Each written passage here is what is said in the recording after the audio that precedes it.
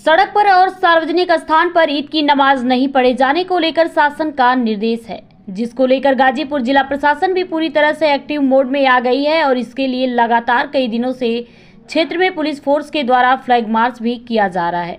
इस दौरान ईद की नमाज सकुशल संपन्न करने के लिए पूरे जनपद को सेक्टर और जोन में तब्दील किया गया है। इतना ही नहीं, ईद को लेकर जिला मुख्यालय पर एक मॉक ड्रिल पब्लिक के बीच में भी करने की योजना है। वहीं ईद और नवरात्र को लेकर प्रशासन की तरफ से सकुशल संपन्न करने के लिए पूरी तैयारी करने का दावा किया जा रहा है। पुलिस अधीक्षक ने बताया कि जनपद में मुख्य रूप से जितने भी ईदगाह हैं तहसील और थाना क्षेत्र में वहां पढ़ी जाएगी, लेकिन शासन का निर्देश है कि किसी भी खुले स्थान पर नमाज नहीं पढ़ी जाएगी। इसके लिए जहां पर ईदगाह और मस्जिदों के अंदर निर्धारित स्थान है वहीं पर नमाज पढ़ा जाएगा। इसके लिए एक से अधिक राउंड में नमाज अदा करने की व्यवस्था की गई है। इसके लिए पहले ही पीस कमेटी की बैठक कर मौलाना मुतव्वली और अन्य जिम्मेदार लोगों से बात कर ली गई है और सभी ने आश्वासन भी दिया है कि सभी नमाज निर्धारित स्थानों पर ही पढ़ी जाएगी। अपना परिचय दें। मैं सैयद आबिद हुसैन नकवी, इमाम जुमा संगीपुर गाजीपुर। मौलाना, आज अलविदा जुमा है, लोगों ने नमाज पढ़ी, इस पर आप क्या संदेश देना चाहते हैं? इसका यही पैगाम है कि मस्जिद में इसीलिए रखी जाती है 5 किलोमीटर 5.5 किलोमीटर का फासले से रहता है कि लोग एक साथ आए, एक जगह जमा हो और मस्जिद में नमाज पढ़ें। तो यहाँ कोई छोटे बड़े का कोई भेदभाव नहीं है, कोई फ़र्क नहीं किया जाता है। अगर कोई गरीब है, फ़कीर है, वो अगर पहले सब में भी आके बैठ गया है तो फिर उसको ऐसा नहीं कोई अमीर आ गया है, कोई पोजीशन वाला या कोई ओहदेदार आ गया तो उसको हटा सकता है।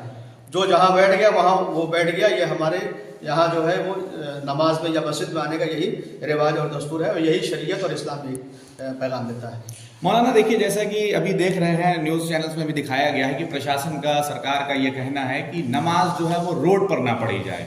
इसके लिए प्रशासन पूरी तरीके से जो है ये धर्मगुरुओं से भी बात कर रहा है कि किसी भी तरीके से रोड पर नमाज ना हो। इस पर आपका क्या कहना है? देखिए, शरान तो वैसे भी अगर आप किसी के लिए अजियत का सबब बन रहे हैं, अब सड़क में नमाज पढ़ना इसका मतलब ये कि आने जाने वालों के लिए दुश्वारियाँ होंगी, तो बेहतर ये कि इंसान मस्जिद में ही नमाज पढ़े।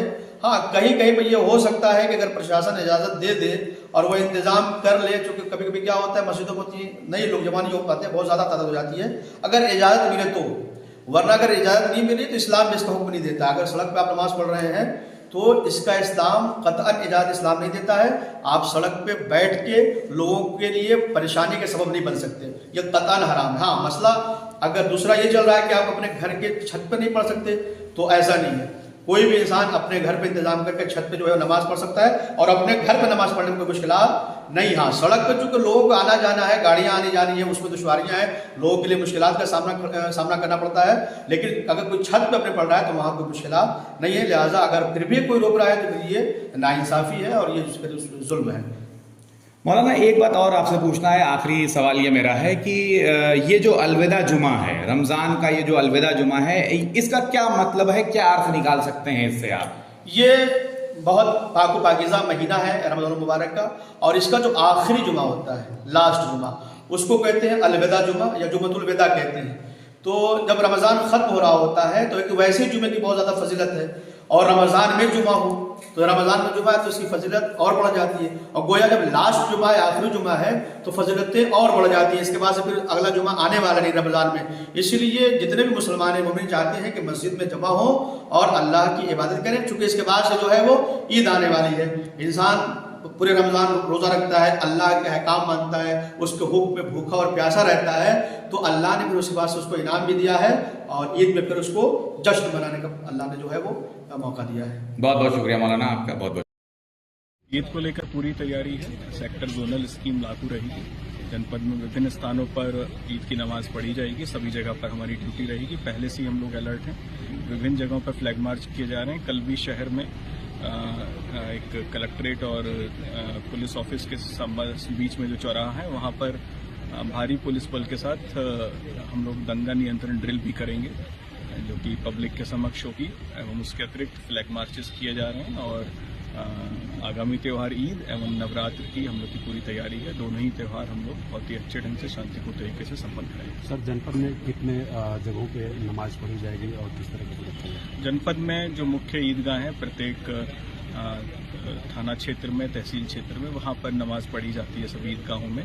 क्योंकि ईद की, लेकिन क्योंकि उसमें स्पष्ट दिशा निर्देश है, कोई भी नमाज खुले स्थान पे नहीं पड़ेगा। जो कि डेडिकेटेड स्थान है ईदगाह के अंदर, मस्जिद के अंदर, वहीं पर नमाज पढ़ी जाएगी।